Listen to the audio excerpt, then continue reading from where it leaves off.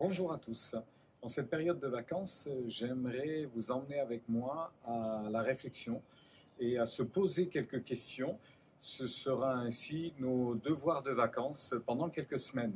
Donc nous allons répondre à 4 questions, les unes après les autres, et chaque lundi, pendant les 4 lundis qui viennent, nous allons répondre donc à ces questions. La première d'entre elles, c'est mais comment vais-je faire? Souvent, nous nous posons la question, comment vais-je faire dans telle circonstance, dans telle situation? La deuxième question, sous forme plutôt d'interrogation, je voudrais faire plus. L'air de dire, ce qu'on me demande, c'est bien trop peu, je veux faire davantage. Et on va répondre pourquoi quelquefois Dieu nous demande de faire si peu, alors que l'on voudrait faire beaucoup plus. La troisième question est, mais comment cela sera-t-il possible? C'est-à-dire, j'ai pas ce qu'il faut, j'ai pas suffisamment de capacité, mais comment Dieu va-t-il faire avec moi? Et puis la quatrième question, elle englobe, pour ainsi dire, toutes les autres. Dans certaines circonstances, on finira par se dire, mais comment est-ce qu'on va s'en sortir? Est-ce qu'on va réellement réussir à s'en sortir?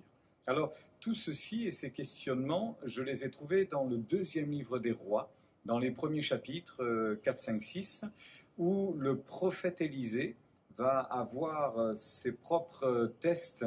Aujourd'hui, on parlerait de crash test. Va-t-il passer ces tests? Va-t-il survivre à toutes ces situations délicates et difficiles? Et bien évidemment, l'Écriture nous dit oui, il en est sorti vainqueur de toutes ces situations.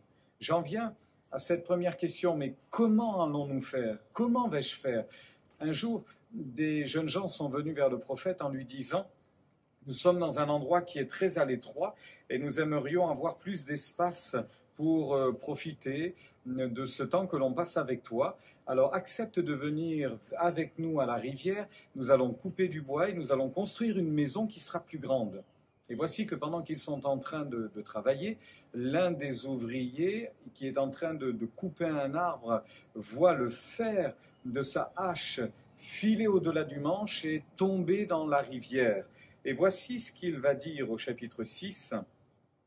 Il s'adresse au prophète et il dira ceci quand le fer est tombé dans l'eau. « Ah mon Seigneur, ce fer était emprunté. » L'air de dire « Comment vais-je faire maintenant ?»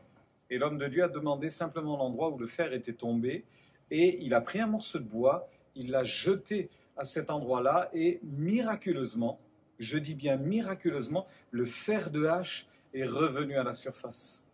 Il est évident pour nous, enfants de Dieu et chrétiens, que ce bois fait écho à une situation que l'on connaît tous bien, la mort de Jésus sur le bois du calvaire. Jésus est mort, Jésus a livré sa vie, Jésus a accepté de mourir à notre place. Eh bien, face, chers amis, à tous nos « comment vais-je faire? Comment vais-je m'en sortir ?» Une seule réponse devrait venir à notre esprit immédiatement, la croix de Jésus. C'est encore par la mort de Jésus à la croix que tout est possible. C'est là qu'il nous faut revenir constamment pour être bénis. Je suis dans une situation inconfortable, je passe par une situation pénible et difficile. Eh bien, je dis, Seigneur, je viens à toi et manifeste-toi par ta puissance. À la croix du calvaire, tu as tout accompli, tu as tout payé, tu as pris mes fardeaux et mes douleurs. Délivre-moi. Le fer de hache est remonté à la surface. Cet homme a pu le prendre avec ses mains. Il a pu refixer ceci sur le manche et il a pu à nouveau travailler avec joie. Que Dieu vous donne et que Dieu nous donne à chacun de travailler pour lui avec joie, avec le secours et le recours de la croix du calvaire où tout a été accompli. Bonne journée bénie.